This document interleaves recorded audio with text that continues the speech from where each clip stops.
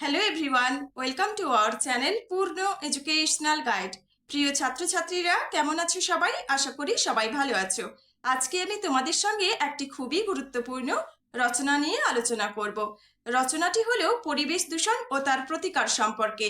রচনাটি মূলত ছোটদের জন্য। এছাড়াও বাংলা প্রবন্ধ রচনা এবং অনুচ্ছেদ রচনা বড়দের জন্য ও ছোটদের জন্য আমার চ্যানেলে আগেই প্রকাশিত হয়েছে। তোমরা যারা সেই রচনার ভিডিওগুলি এখনো দেখে উঠতে পারোনি, আমার চ্যানেলে গিয়ে দেখে নিতে পারো। কিছু কিছু ভিডিওর লিংক আমি ডিসক্রিপশন বক্সে দিয়ে দেব, না হলে তোমরা প্লেলিস্ট চেক করলে পেয়ে যাবে। চলো তাহলে পরিবেশ দূষণ ও তার প্রতিকার সম্পর্কে আজকের এই রচনাটি শুরু করা যাক। তোমরা ভিডিওটি স্কিপ না করে পুরো ভিডিওটি দেখতে থাকো।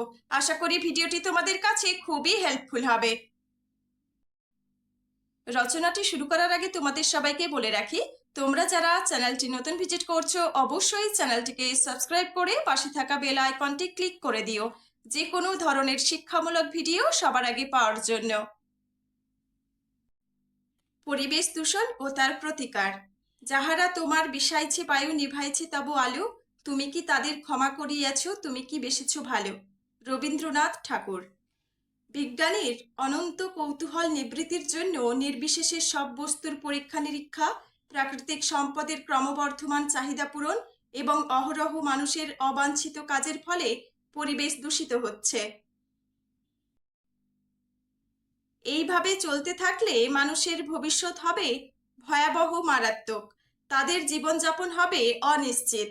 শুধু মানুষই নয়, অন্যান্য প্রাণীদের ওপরও এর ক্ষতিকর প্রভাব পড়বে। জীবন ধারণের প্রধান উপায় জল। সেই জীবনদায়ী জল আজ দূষিত। কলকারখানার রাসায়নিক পদার্থ, জাহাজ নির্গত বর্জ্য দ্রব্য, পচা দ্রব্য জলে মিশে তা আজ বিষাক্ত অপেয়। গবাদি পশুর মলমূত্র, গৃহস্থালির নোংরা জল মিশে পচন ক্রিয়ায় জীবননাশক বহু জীবাণুর বংশবৃদ্ধি করছে।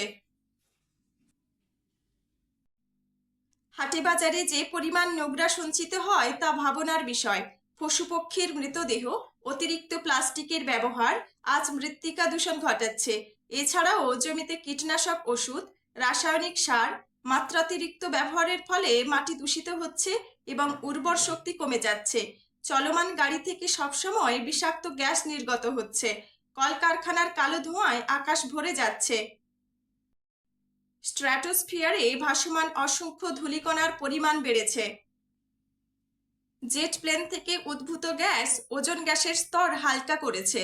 মোটরযান থেকে নির্গত কার্বন মনোক্সাইড, নাইট্রেট ও হাইড্রোকার্বন নিরন্তর আবহাওয়া মণ্ডল দূষিত করে চলেছে।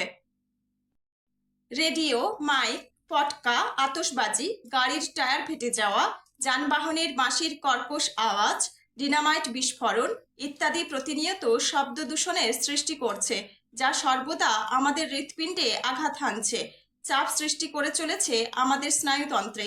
পরিবেশ দূষণ মুক্তির সহায়তায় জনগণকে এগিয়ে আসতে হবে। পরিবেশে যথেচ্ছ পরিমাণে বৃক্ষরোপণ করতে হবে। কয়লার ব্যবহার কমিয়ে প্রাকৃতিক শক্তিকে কাজে লাগাতে হবে। যত্রতত্র পলিব্যাগ, প্লাস্টিক নোংরা না ফেলে নির্দিষ্ট স্থানে গর্ত করে ফেলা উচিত। রাস্তায় পুরাতন গাড়ি বাতিল করতে হবে। কলকারখানার চিমনিজাত গ্যাস বৈজ্ঞানিক পদ্ধতি ও আইনের দ্বারা নিয়ন্ত্রণ প্রয়োজন। বিজ্ঞানের ভাষায় জৈব ভূ রাসায়নিক, অক্সিজেন, নাইট্রোজেন ইত্যাদি চক্রকে স্বাভাবিক করে তুললেই ভারসাম্য ফিরবে।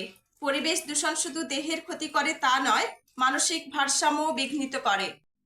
বর্তমানে যে হারে পরিবেশ দূষণ বৃদ্ধি পাচ্ছে তাতে সমস্ত প্রাণী জগৎ ও উদ্ভিদ জগতের ধ্বংস হয়ে যাওয়ার সম্ভাবনা প্রবল। তাই এর আশু প্রতিকার আত্যন্তিক প্রয়োজন।